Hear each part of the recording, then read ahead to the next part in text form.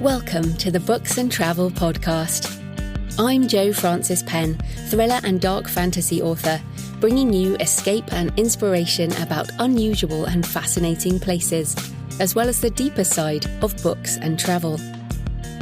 You can find the episode show notes at booksandtravel.page, and if you enjoy thrillers set in international locations, download one of my ebooks for free at jfpenn.com/free. Hello travellers, I'm Jo Frances Penn, and this is episode 2 of the Books and Travel podcast. Today I'm talking about how Ireland inspires the writing of Orna Ross, and Orna has a gorgeous Irish accent and you'll definitely enjoy our conversation. We're also good friends, so we have a bit of a laugh as well as some deep and meaningful, and also inevitably talk about Guinness, and Orna also gives us some Irish words so that we can learn together. So although Orna is Irish, she does live in London, and we discuss the aspect of writing which I'm really interested in, which is writing about the place you're from versus the place you call home. And Orna talks about her own writing being coloured by childhood, and it's very different when you travel as an adult. I definitely don't have a deep sort of sense of home in the same way that Orna does. I have much more of a sort of peripatetic life as such. I've travelled so much. I guess I am from the West Country in England, which is where I now live, but it is a fascinating topic. So we talk about writing from the sort of local perspective and the outsider perspective. To me, if you're from somewhere, you have a deep knowledge, you have a deep memory of a place and feelings that people can't see when they come in from the outside.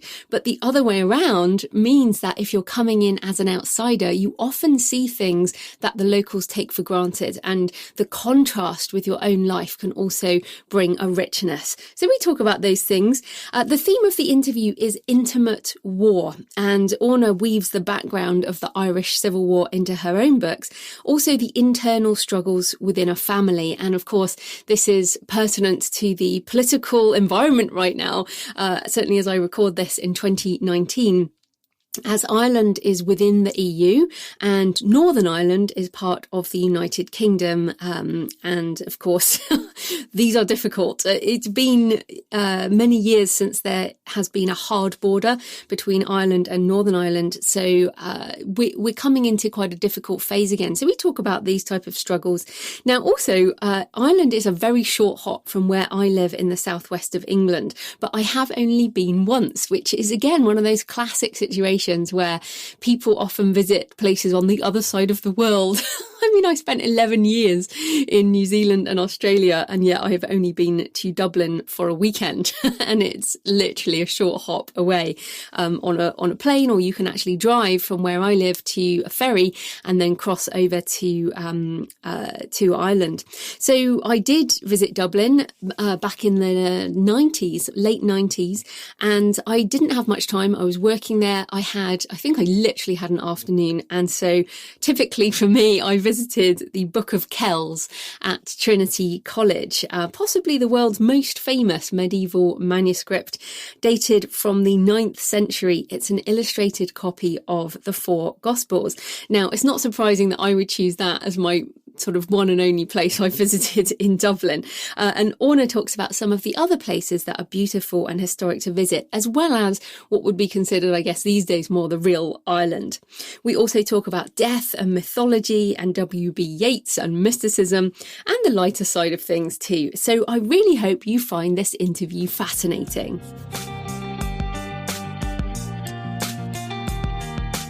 Orna Ross is an Irish novelist, a poet, non-fiction writer and creative coach. And today we're talking about how Ireland features in her writing. Welcome, Orna. Hi, Joanna. It's great to have you on the show. So first up, where are you in the world right now and what's outside your window? Right now, I'm in London.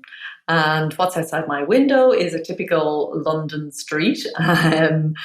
I'm in a part of London, though, that has a real connection to Ireland, though I didn't know it. When I bought the house here, it is actually where a lot of people started off their London life. And of course, there are more Irish people in London than there are in Dublin. So that was interesting. And I've got very interested in the history of the Irish community here in London as well. I think that's one of the things about Ireland is it's everywhere. Ireland isn't just that little island in the middle of the Atlantic or off Western Europe. It's actually a diaspora of people that are just all over the world. I love that. That's my Ireland. Yeah, which is fantastic. And we're going to come back to the idea of home in a bit. But obviously you're Irish, so just want to point out your accent to everyone. And I did want to ask about this because a lot of people write about places that they are not from.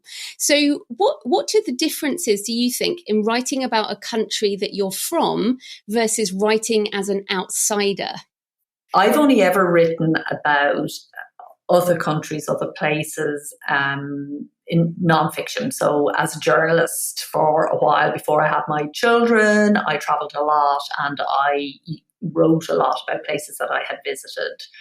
And I think it's a completely different thing for me. So it was all about the surfaces, as you would expect. And it's like when you meet a person for the first time, and it's also all about the positives, generally speaking.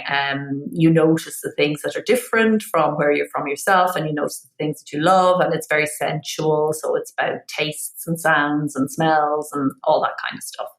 When I write about Ireland, it begins in a completely different place. It begins on the inside, and it's a very much an internal sort of relationship, and it's coloured by childhood. So always when I'm writing about Ireland, I kind of feel small looking up and looking out, whereas when I write about other places, I feel kind of big and I'm looking into a funnel that kind of narrows.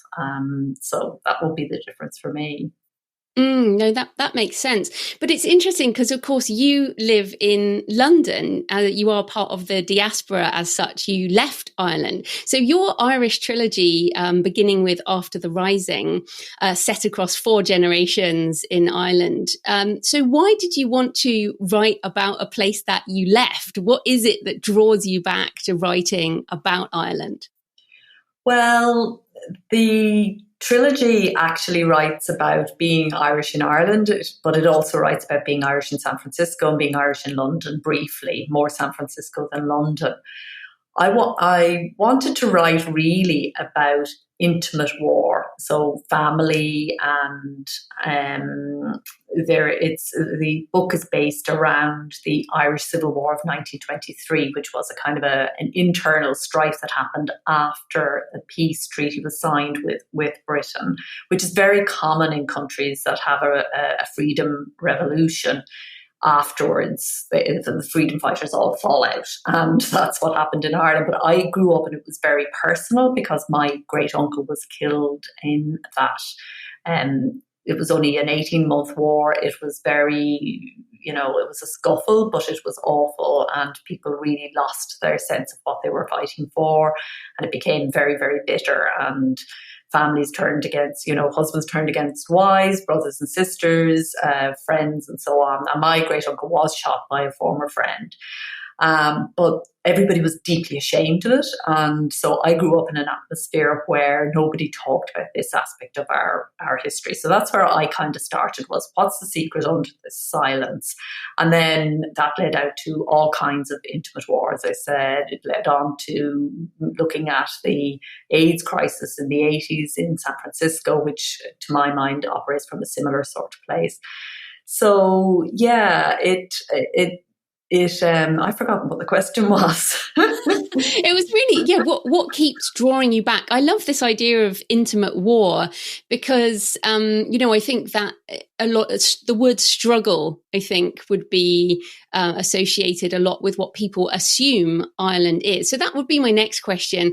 What are some of the assumptions about Ireland that kind of drive you crazy, or things that people, misconceptions that people have?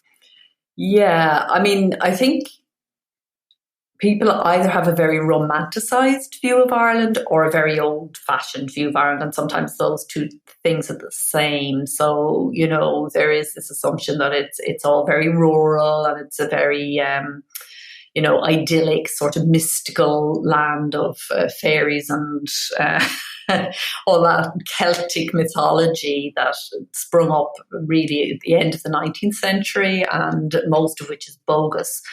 But there are a lot of people who still buy into that. And in certain moods and modes, I can buy into it myself. It's very attractive. But when it's taken to extremes, which it so often is, particularly in the US, it has to be said, there can be a highly romanticized view and a frozen in time kind of view. So, I mean, I have literally had American cousins come to the house and be disappointed that there was a washing machine and a dishwasher, and that kind of stuff. So, Ireland now is one of the youngest countries in Europe. It's one of the most liberal countries in Europe. It is one of the few countries in the world to have liberalised gay marriage by popular vote. These kinds of things are not associated with Ireland in most people's minds. People still think of it as a poor country, a backward country, and so on. And that is no longer strictly true. Of course, it is true that Ireland's prosperity is bought on everybody leaving. Huge numbers of people still emigrate from Ireland all the time, and it wouldn't be prosperous without that. But so much comes back from that as well. That's not the terrible fate it used to be, since we have the internet and cheap travel and so on. I think a lot of people live out of Ireland out of choice, and it's a good choice for a lot of people, and I would include myself in that. So, I mean, you talk there about modern Ireland, but of course people do go to Ireland looking for that historical side. They go wander around the beautiful buildings of Dublin, some of the ruined, churches and things like that. So what are some of the beautiful places that inspire many people to write about Ireland? Well, the west of Ireland is the place that is most mythologized, and I think that draws people. It definitely has that kind of mystical, spiritual sense. It's very live and very easy to get there. There are lots of old monasteries and sites of pilgrimage from the time when Ireland was called the Isle of Saints and Scholars, and essentially kept writing alive and kept culture alive in Western Europe, in what's known as the Dark Ages, between sort of 800 to 1200. It was Irish monks writing down stuff that kept a lot of culture alive, and that happened in monasteries like Glendalough, and a lot of people really feel that very keenly. And if I need a dose of that kind of thing, I go for that. I absolutely love it. But the east side of Ireland, where I'm from, I'm going to plug now, because it is undervisited and underappreciated. And it really is also stunningly beautiful. On the south coast, you've got that Atlantic wildness that you get on the west coast of Ireland. So you've got that. But you've also got, it was the first part of Ireland to be colonised, and it was managed by the Normans very well, and that their way of managing farming and everything lived on in the corner of Wexford that I'm from right into the 19th century with its own language. Old English there are still Old English words and pronunciations there to this day. And there's it's a microcosm of everything, because it was very cut off. A mountain range and a river cut it off twice, first around the county and then down in the bottom corner where I grew up. And I really did grow up in a village where I think things hadn't changed for something like, it felt like 600 years, apart from the odd car and the odd tractor. You could literally see how life was lived 600 years prior. People were still fishing in the same way, they were still farming in the same way. Our village was tiny. There were 10 houses in it, one pub, one church, and that was it, kind of thing. And then that has changed beyond all recognition now. So I feel I have one foot in that time, and I think that's, I would recommend everybody to visit Wexford in Ireland, because it really is a unique and hugely interesting place. Wow. Okay. I'm totally convinced now. So I know the listeners will be too. So what are some of the cultural aspects around Ireland. We've mentioned, I guess, Catholicism is one obvious thing. And I want to ask you about the pub as well. You said a church and a pub. So what are those aspects of Ireland that, that you think of? Oh, well, the sacred and the profane right there in your village, and sometimes the one you thought was sacred was actually the one that was profane. So it was all there, I think. That's the thing for a writer. In that small village, in those first years of my life, I have enough to write, more books than I will write in my lifetime. I don't want to write about anywhere else. Everything was there, and all of human life was caught there at every level. So pub culture is huge in Ireland, obviously, both good and bad around that. I grew up again in a culture where storytelling and singing was absolutely essential. Everybody had to have their party piece. You would be, sitting just chatting in a gathering of people, and suddenly one of the oldies would just start singing a song out of nowhere, and the next thing there would be a sing song. And if you can't sing, which I can't, you had to recite something or tell a story. And so that's great training for a writer, I think. And everybody around me, the older people in my family and the men in the pub, they were all storytellers. And it's one of the differences between Irish culture and, say, English culture, which is hugely interesting and obviously a huge, rich and fabulous culture in and of itself. But one of the differences in Ireland is that everybody takes responsibility for everybody else's enjoyment. You don't, everybody turns up to have what we call the crack, and everybody's responsible for upholding that. So everybody joins in, everybody takes having fun seriously, and you're kind of expected to turn up and do your bit. So it's very unusual. It was very unusual for me when I first moved to England to realize that that's a cultural difference that I didn't even notice that was a thing, and now I really notice it when I go back home, and I love it. I absolutely love that you can step back into that. But in England at first, I will be doing that and then realizing nobody else is doing it. And you feel like you're on stage almost, so you stop doing it. I can imagine you sitting in a pub in London starting to sing. I mean, to me, that just feels very uncomfortable. So just if people are listening and they want to go to Ireland and they go to a pub, you're not expected to sing if you're a foreigner, right? It's No. just... You can join in if you want to. No, you have to join in. But we won't expect you to perform unless you're that way inclined. But you absolutely have to join in. There's none of this. You would at a minimum have to tap your foot and clap your hands. Oh, that's all right. I can tap my foot with the best of them. So that's good. So talking about performance, so you're also a poet, and I came to one of your events where you launched Her Secret Rose, which was a book that also honoured W.B.Yeats. And you showed a video of the poem The Stolen Child, which evokes the fairy folk. And I know you talked about that and some of the mythology, but what are some of the things, and you talk about the occult in those books. And so what are some of the unusual myths or stories that are fascinating, or why do you still write about Yeats in particular?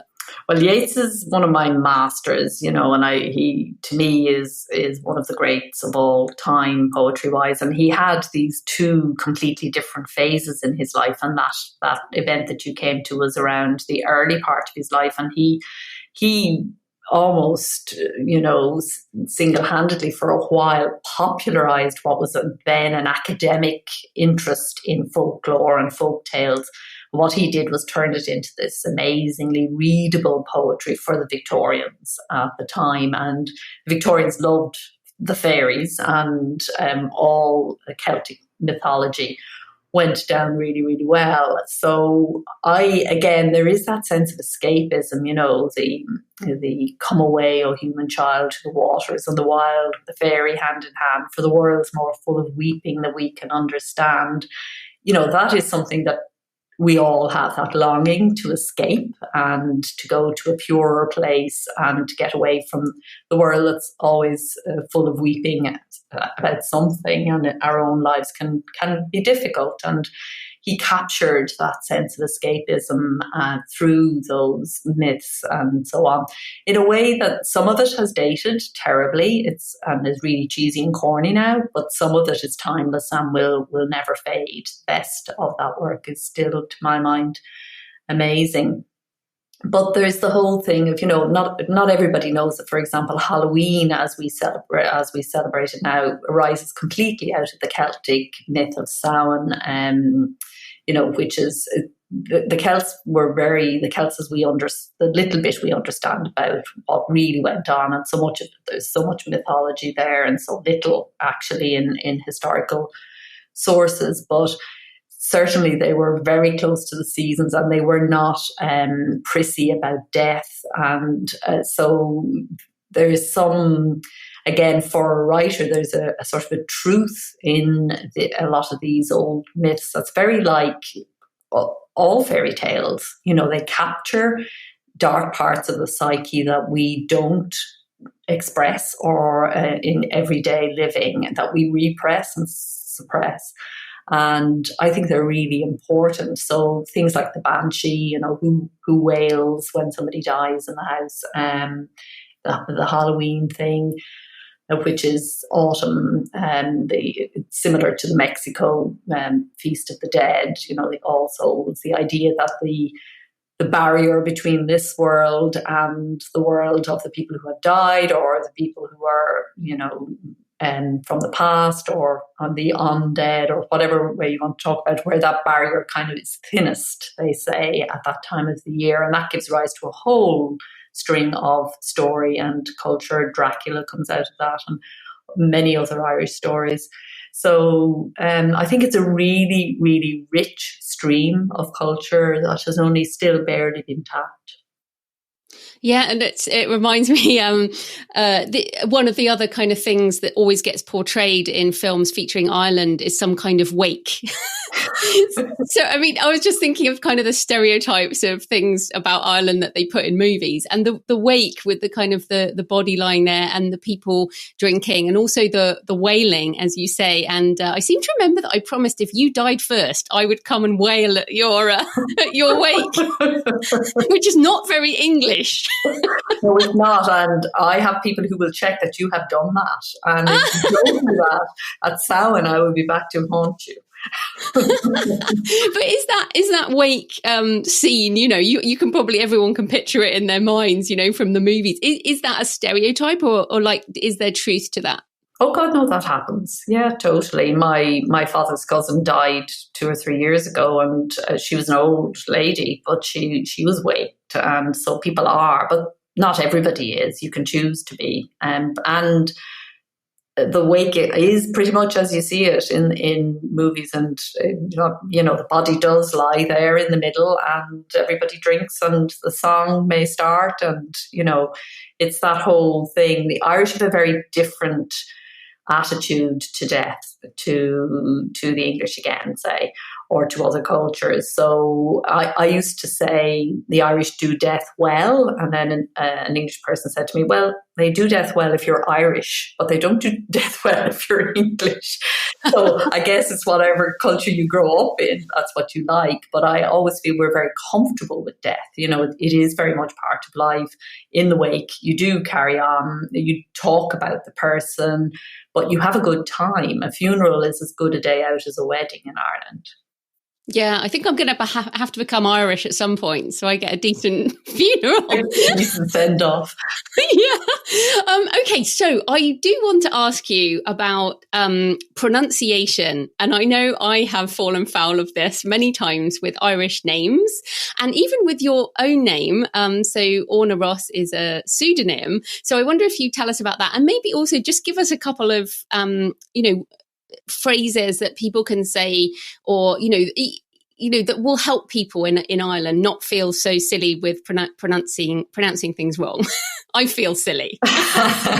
Well, the thing is, I think because Irish people speak English, and English is spoken widely in Ireland, there's a sort of a perception that Irish is not quite its own language, but of course it's a completely different language. And so you can't teach somebody how to pronounce Irish names unless they learn Irish and how Irish is pronounced, because it just isn't phonetic in English. It's a completely different language with a completely different root and so on. But the few words that kind of make a difference when you travel, being able to say hello in Irish is dia gut, and the actual translation of that is God be with you. And that's one of the things about the Irish language, is it's absolutely saturated with God and blessings, and it's a very, very spiritual sort of language. So yeah, dia gut is how you say hello, and gurev mahagut is how you say thank you. But probably the easiest one for everybody to remember is our equivalent of cheers, which is sláinte, which is, means your good health, which it does in lots of countries. I suppose it's like salute. So yeah, if you say sláinte and you raise your glass or your cup of tea, everybody will love you. Oh, excellent. Well, that's what we needed in the pub when we are not singing in the corner. Exactly. That's fantastic. Okay, so talking about eating and drinking are really important parts of any culture. And again, kind of the stereotype, I think, of Ireland is a pint of Guinness. So what are some of the, any recommended eating or drinking things for Ireland that you would recommend? Pint of Guinness. Definitely. You have to have Guinness, and it's an acquired taste. So, you may not love the first one, but you'll definitely love number 3. And Guinness goes really well with what we call brown bread, which is kind of soda bread. That's very commonly served in Ireland, really delicious. Can't get it outside of Ireland. Don't know why some enterprising Irish person hasn't set that up and sold proper brown bread. And brown bread and Guinness go really well with oysters or different kinds of seafood. And again, that's very commonly served. Or brown bread, Guinness, and seafood chowder is really delicious. Ireland's like everywhere else now in that it is kind of taking in lots of different kinds of cuisine. A traditional Irish main course was kind of meat and 2 veg, very often pig meat, a bacon or a ham or something like that.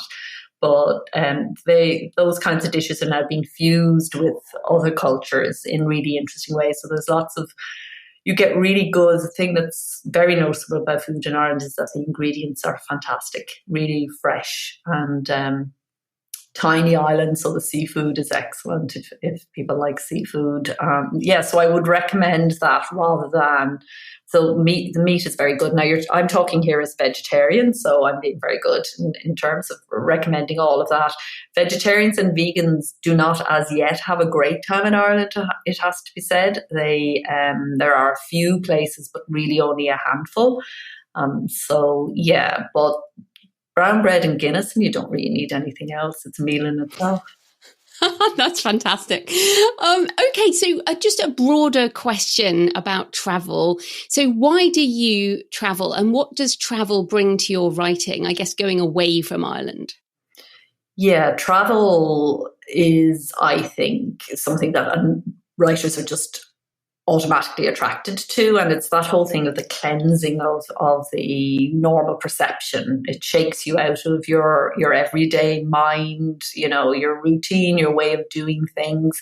You wake up when you travel, don't you? All your senses come alive, new foods, new sights, new sounds, new smells, new tastes, and obviously I love that. I don't travel per se, what I think of as travel, which I to my mind includes adventure and somewhere very different from where you're from. I don't travel in that way as much as I did when I was younger. I tend to now take breaks in places that I know and love, that have the things that I know and love. Again, being vegetarian and vegan affects travel, where you go, and there are certain places. I always loved Italy, but it's cheese on cheese on cheese in Italy, you know, so it tends to be shorter visits there now than I would have before. But yeah, I think travel is just so important for writers. It's really important to get outside our own mindset and see how other cultures do things, see that things, you know, that we take for granted as important or a given are actually neither important nor a given. They're just cultural. And it's what sort of, I think it has all sorts of effects that are positive. I can't think of a single reason why a writer wouldn't travel. Fantastic. So talking about books, are there any other books you'd recommend to give people a taste of Ireland? I think you do have to read Yeats, I think, to understand Ireland. And the early poetry, I think, is a great accompaniment to an Irish visit. Not the later stuff where it gets all political and different, you know, much more sophisticated kind of poetry in his later life. But that early stuff will kind of sweep you away into that kind of feeling of Ireland without being, you know, Irishy. And so I think that's definitely on the poetry front. I would recommend Yeats. I would really recommend reading some of the new Irish women writers who are winning a lot of prizes for their writing, like Emma McBride and Sally Rooney, the most recent I forget which prize she won, but these are great books. They draw on a tradition in Ireland of stream of consciousness writing, which was made most famous by Joyce in Ulysses, but is a consistent kind of string of writing in Ireland that is very interesting, very unusual, and taps into an Irish voice that is unique, I think, and gives you a sense of Ireland in a way that other books don't. And then Roddy Doyle would be my other big recommendation for urban Ireland, because we do forget that Ireland does have an urban side. It's not all green fields and blue seas or grey seas. So Roddy Doyle has written about every aspect of urban Ireland, from domestic violence to and deprivation, and made it all extremely funny and entertaining, as well as extremely moving and touching. He is a really great writer. And then I will give a shout out to two other Wexford writers who are both fantastic writers. Colm Tóibín, who is was known for a long time as a gay writer, but broke out of that completely about 10 years ago, and has written the books that films like Brooklyn and so on were based on. He's a fantastic writer. And John Banville, who writes as Benjamin Black. Yes, his thrillers set in 1950s Dublin are really atmospheric, but he's also written literary fiction, which is well worth reading, including, if you are coming to Wexford, The Sea, which was a Booker winner and is set in Rosslare, where my mum lives. Oh, there we go. And also, just tell us about your books set in Ireland. Yeah, so all of my books, all of my fiction has some foot in Ireland, usually 1 foot in Ireland and 1 foot out of. So there's a standalone book, Blue Mercy, which is set in Ireland and California. There's the Irish Trilogy, which you mentioned, third book of that, not out yet, but After the Rising and Before the Fall, which is set around the Irish Civil War. And then the third one is brings in the New York Irish into that story and takes it into the 21st century. And then there is the Yeats trilogy, which is about a very unusual triangular relationship between Yeats and his muse, Maud Gonne, and her daughter, Iseult, who was also a muse and to whom he also proposed marriage. So they had a crazy summer in 1917, 1918. And those books capture that, but also, because they're told through the voice of an Irish domestic servant, capture that whole thing of intimate war again. It's set around the First World War and the Irish Revolution. So yeah, Ireland. I don't think I'll ever get away from writing about Ireland, but I also like to bring other places in and have that kind of dual perspective. And the Irish diaspora allows for that, because so many people leave and have this love-hate relationship with Ireland that I very often explore. Fantastic. So where can people find you and your books online?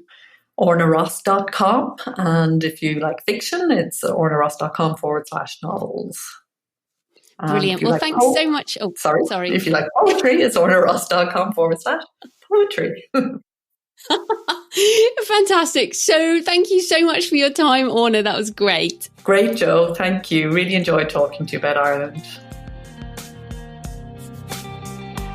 Thanks for joining me today on the Books and Travel podcast.